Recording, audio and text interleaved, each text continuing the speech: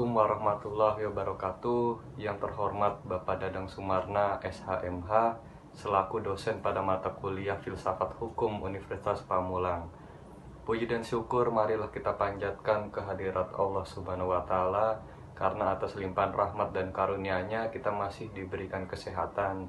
Tak lupa salawat serta salam semoga selalu tercurah limpah kepada baginda Nabi Muhammad SAW, keluarganya, sahabatnya, dan juga para pengikutnya hingga akhir zaman. Dan semoga kita semua senantiasa selalu dalam lindungan Allah Subhanahu wa Ta'ala. Amin ya rabbal alamin.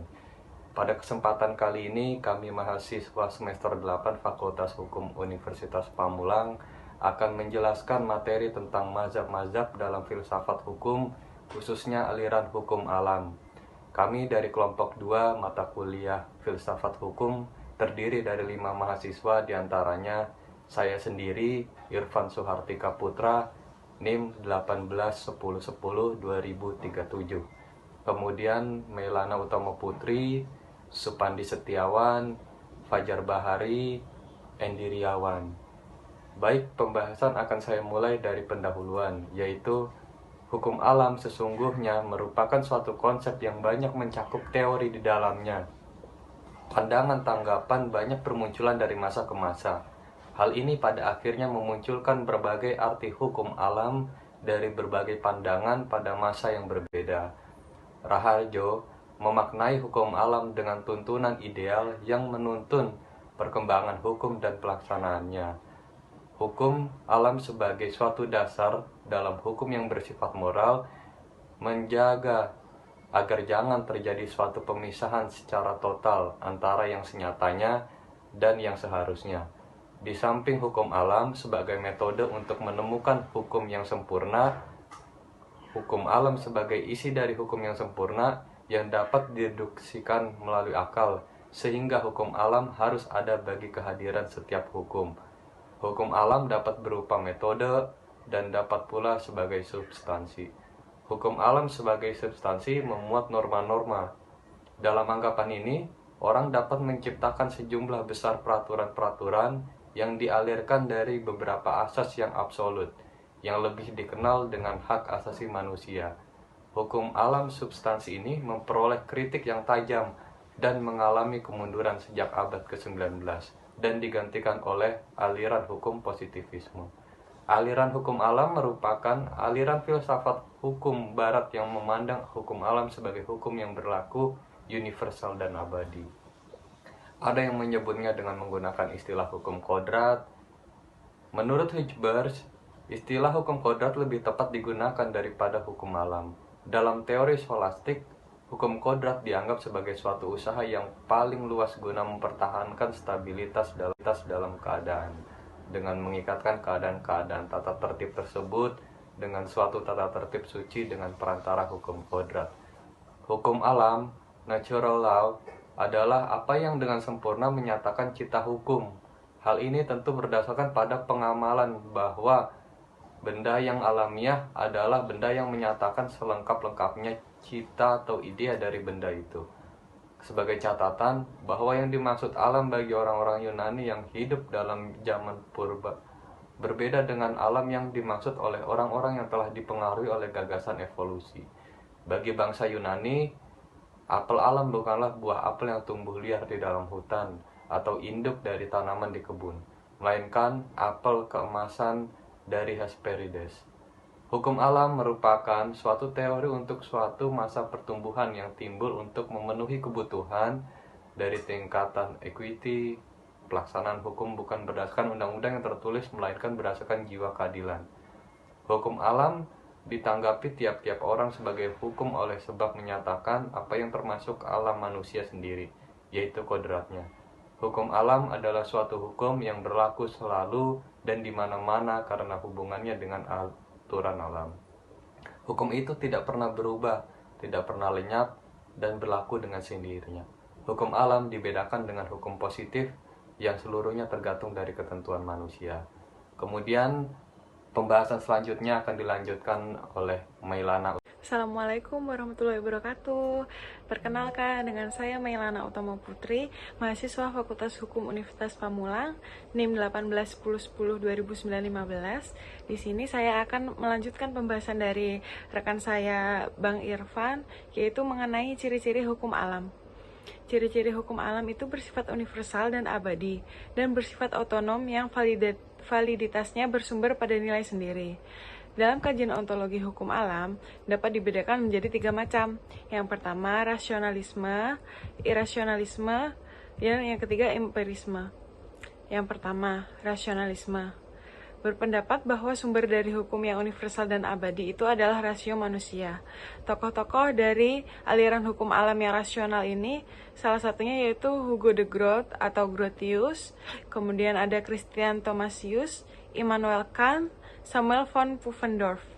Kemudian irasionalisme. Irasionalisme ini berpendapat bahwa hukum yang berlaku universal dan abadi itu bersumber dari Tuhan secara langsung.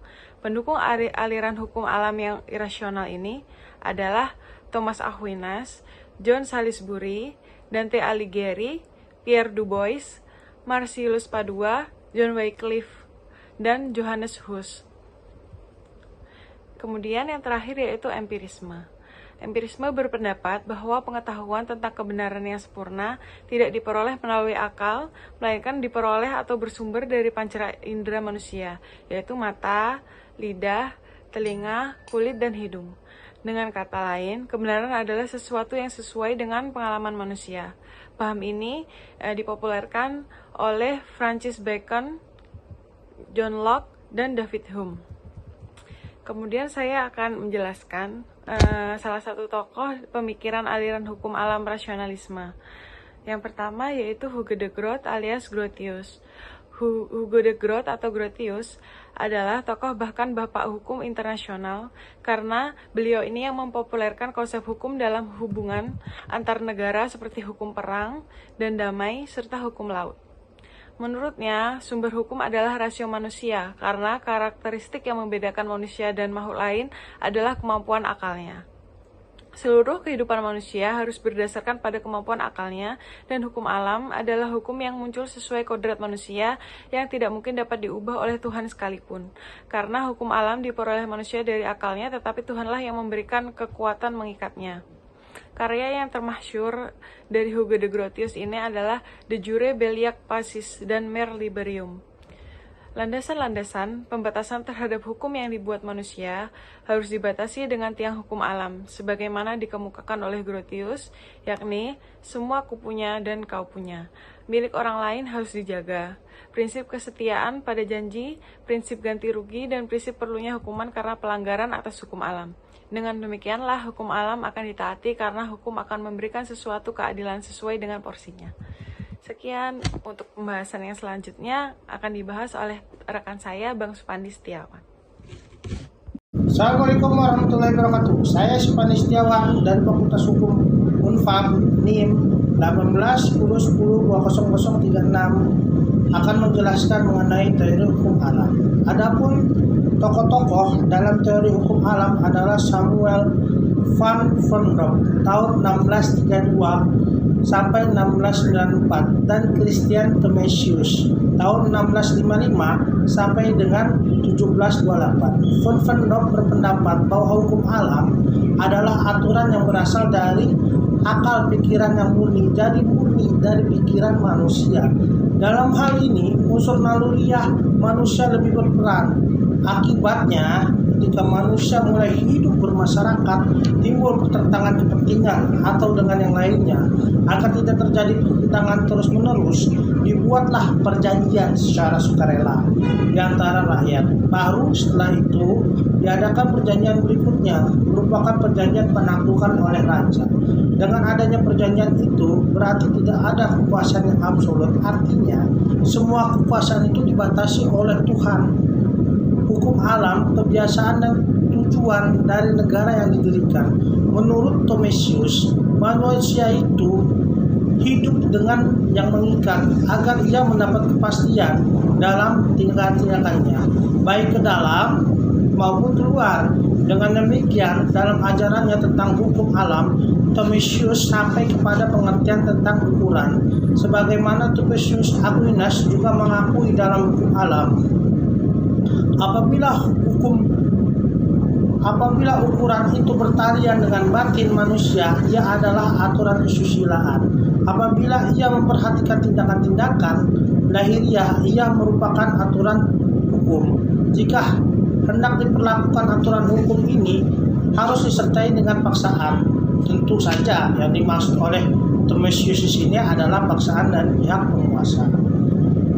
Tokoh lain adalah Immanuel Kant, tahun 1724 sampai dengan 1804. Berton mengungkapkan kehidupan Kant sebagai filsuf dapat dibagi atas dua periode, yaitu zaman praktis dan zaman kritis. Dalam zaman praktis, Kant menganut pendirian rasionalitis yang dilancarkan oleh Ward dan kawan-kawannya. Akibat pengaruh dari David Hume, berangsur-angsur Kant meninggalkan rasionalismenya. Hume sendiri dalam filsafat dikenal sebagai tokoh empirisme, suatu aliran yang bertentangan dengan rasionalisme. Empirisme berpendapat bahwa sumber pengetahuan manusia bukan rasio, melainkan pengalaman empiri. Tepatnya pengalaman yang berasal dari pengenalan indrawi. Tokoh dan pemikiran aliran hukum alam irasionalisme adalah Thomas Aquinas, tahun 1225 sampai dengan 1274. Filsafat Thomas Aquinas berkaitan erat dengan teologi yang mengakui bahwa di samping wahyu juga terdapat kebenaran akal. Menurutnya, ada dua pengetahuan yang berjalan bersama-sama, yaitu pengetahuan alamiah atau berpangkal pada akal dan pengetahuan iman bertangkal pada wahyu ilahi. Sementara untuk ketentuan hukum Aquinas mendefinisikan sebagai ketentuan akal untuk kebaikan umum yang dibuat oleh orang yang mengurus masyarakat. Ada 4 macam hukum yang diberikan Aquinas, yaitu lex aeterna atau hukum rasio Tuhan yang tidak dapat ditangkap oleh panca indera manusia. 2. Lex divina, hukum rasio Tuhan yang dapat ditangkap oleh panca indera manusia.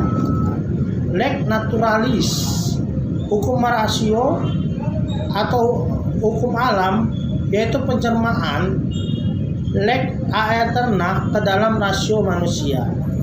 Dan keempat, lex positivis, penerapan lex naturalis dalam kehidupan manusia di dunia. Adapun tokoh lain adalah John Salisbury. Salisbury adalah rohaniawan pada abad pertengahan yang banyak mengkritik kesewenang-wenangan penguasa pada saat itu. Menurutnya, jikalau masing-masing penduduknya bekerja untuk kepentingan sendiri, kepentingan masyarakat akan terpelihara dengan sebaik-baiknya. Salisbury juga melukiskan kehidupan bernegara itu seperti kehidupan sarang lebah yang sangat memerlukan kerjasama dari semua unsur, suatu pandangan yang bertitik tolak dari pendekatan organis. Kumpulan bukunya adalah Polycratus Sib de Nubis Curriculum et Pestigis Philosophum Libri dan Metalogisus. Oke, cukup sekian dari saya materi yang bisa saya jelaskan. Selanjutnya diserahkan kepada saudara Fajar Bahari. Cukup sekian dan terima kasih. Wassalamualaikum warahmatullahi wabarakatuh. Terima kasih. Assalamualaikum warahmatullahi wabarakatuh. Perkenalkan dengan saya Fajar Bahari, mahasiswa Fakultas Hukum Universitas Pamulang, NIM 18/10/10/2041. Di sini saya akan melanjutkan pembahasan dari rekan saya Supandi Setiawan, yaitu mengenai tokoh dan pemikiran aliran hukum alam rasionalisme. Nomor 1, Dante memberikan legitimasi terhadap kekuasaan monarki yang bersifat mondial. Monarki dunia inilah yang menjadi badan tertinggi yang memutuskan perselisihan antara penguasa yang satu dengan yang lainnya. Dasar hukum yang menjadi pegangan adalah hukum alam yang mencerminkan hukum-hukum Tuhan.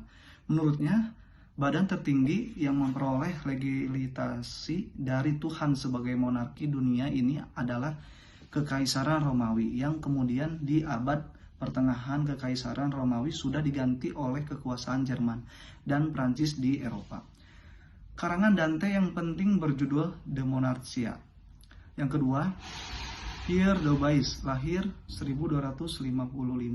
Dobbais adalah salah satu filsuf terkemuka Prancis yang juga sebagai pengacara Raja Prancis. Sangat meyakini adanya hukum yang dapat berlaku universal, bahwa penguasa raja yang langsung menerima kekuasaan. Dia juga menyatakan bahwa raja pun memiliki kekuasaan membentuk undang-undang, tetapi raja tidak terikat untuk mematuhi semuanya. Yang ketiga, Marsilius Maduan dan William Ockham. Pemikiran filsuf Paduan dan William Ockham seringkali diuraikan bersama-sama karena banyak persamaannya. Keduanya termasuk tokoh penting abad 14 yang sama-sama dari Orde Fransiskan dan pernah memberi kuliah di universitas di kota Paris. Pendapatnya tentang kenegaraan bahwa dipengaruhi oleh Aristoteles.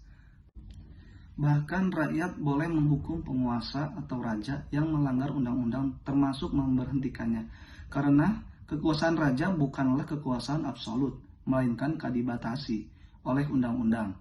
Filsafat Ockham sering disebut nominalisme sebagai lawan Thomas Aquinas dalam pemikiran aliran hukum alam yang irasional, bahwa rasio manusia untuk mengungkapkan kebenaran, sedangkan Ockham sebaliknya, rasio manusia tidak dapat memastikan suatu kebenaran karena pengetahuan yang ditangkap manusia hanya nama-nama nomen yang digunakan manusia dalam hidupnya.